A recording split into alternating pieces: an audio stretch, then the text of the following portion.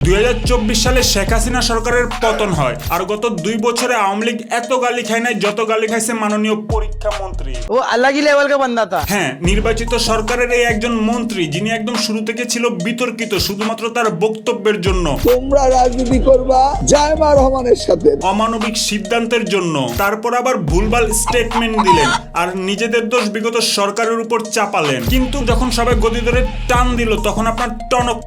আমি দুঃখ প্রকাশ করছি। এমন মাইন্ড চিপায় পড়তে লাস্ট টাইম পলককে দেখছিলাম। আর বাংলাদেশের স্টুডেন্টরাও কোনো দুধে দেওয়া তুলসী পাতা না, এরা সারা বছর চিল করে আর জুলাই আসলে মন্ত্রী মিনিস্টার চলে। হোয়াটসঅ্যাপ বাজান, দিস ইজ নোমান। সত্য বলতে এখন আর ভিডিও বানাতে ভাল লাগে না। না মানে জুলাই আন্দোলনের পরও যখন দেখলাম বাংলাদেশের অবস্থা যে লাউ সেই কদু, ভিডিও বানায় কার বল ফলো। হ্যাঁ, বাংলাদেশের দিকে তাকালে এখন আমার রাজনীতি করার শখ জাগে।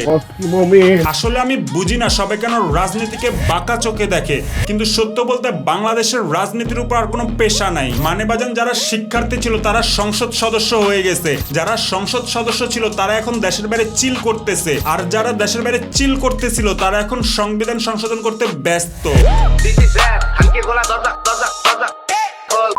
আর ঠিক এই জন্য রাজনীতি আমার খুব ভালো লাগে, মাগার করতে পারতাছি না কারণ আমার বিবেক বুদ্ধি হয়ে গেছে। কিন্তু কোমলমতি শিক্ষার্থী যাদের এখনো বিবেক বুদ্ধি হয়নি, দয়া করে বাংলাদেশে পড়ালেখার নামে এসব বন্ডামি বাদ দিয়ে রাজনীতি করে নেতার চাটো। ট্রাস্ট মি, তুমিও একদিন এসি রুমে বসে শিক্ষিত মানুষদের নাচাতে পারবে। আমি ডেপুটি ম্যাম বলতেছি, আপনি আমার ডিটেইলস পুলিশ কমিশনার থেকে জিজ্ঞেস করেন। দিস ইজ কল অরা, আর গোল্ডেন এ প্লাস হলো আমার লাউরা। বাংলাদেশে কম হলেও 1 কোটি শিক্ষিত বেকার আছে যারা সার্টিফিকেট হাতে নিয়ে ঘুরতেছে শুধুমাত্র 10,000 টাকার বেতনের জন্য, অথচ একজন রিক্সাওয়ালাও মাসে 30,000 টাকা কামায়। Sad but true. কারণ বাংলাদেশের এই পড়ালেখার ব্যবস্থার সাথে পেশাগত জীবনের কোনো মিল নেই। আর তুমি ভাবতেছো 4 বছরে প্রায় 10 লাখ টাকা খরচ করে একদম সব উল্টায় ফেলবা, অথচ তুমি দেখবা রবীন্দ্রনাথ কত সালে মারা গেছে, এটার জন্য তোমার চাকরি হচ্ছে না। হ্যাঁ, পড়ালেখা করে কোনো সম্ভব না এই দেশে। একজন ডাক্তার বা একজন ইঞ্জিনিয়ারের থেকে একজন টিকটকার বেশি টাকা কামাচ্ছে। হয়তো তুমি ভাবতেছো কোন রকম এইচএসসি শেষ করে আইএলটিএস দিয়ে বিদেশ যাবা, পাগলের সুখ মনে মনে। বাজান, 2026 সালে বাংলাদেশের পাসপোর্ট কেউ মারে না, কারণ পড়ালেখার নাম বেচে যারা বিদেশ গেছে কামলা দিতে তারা ডকুমেন্টস 19-20 করেই গেছে। এবার তোমার যোগ্যতা থাকলো লও ঠেলা। আচ্ছা, সব বাদ। In my point of view আমি শিক্ষামন্ত্রীর কোনো দোষ দেখি না।